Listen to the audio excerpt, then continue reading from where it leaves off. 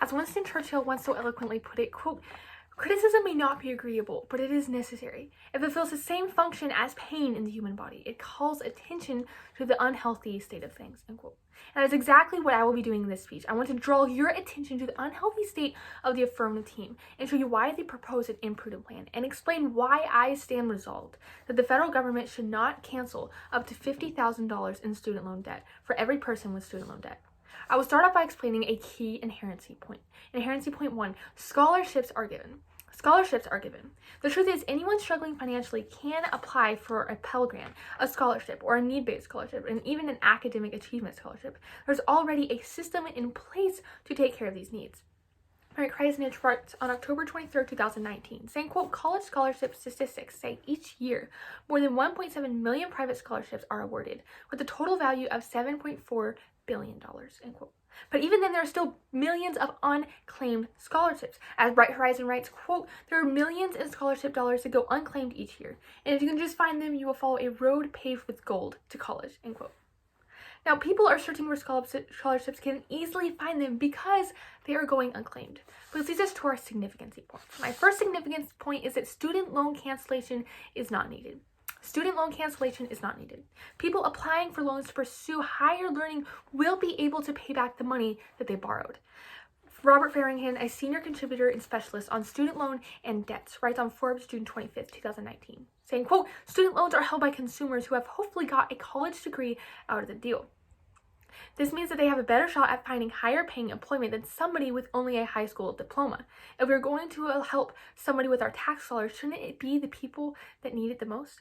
Those who are pursuing higher education are already generally better off financially. Therefore, forgiving student loan debt will be considered already helping a privileged group rather than spending our government funding to help those in poverty," end quote.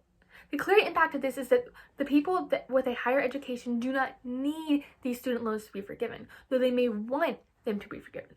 If anyone needs a loan forgiven, it would be those in poverty. And this piece of evidence clearly states that the people pursuing these careers have no need for these loans to be forgiven. So we've seen that the current system is already addressing its financial needs, and that this money is simply not warranted for this class of people.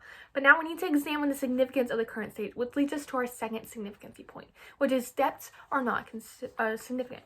The debts are not significant. As it turns out, the amount of debt in an average American household is smaller when in comparison to other debts. Colin Roche writes for MarketWatch on June 26, 2019, saying, quote, "The student loan market is $1.6 trillion spread over 44 million people. It's an average balance of $36,000 and a median balance of $19,000. In terms of a broader household debt, student loans are a relatively small piece of the pie, at only 10% out of the household's debt," end quote.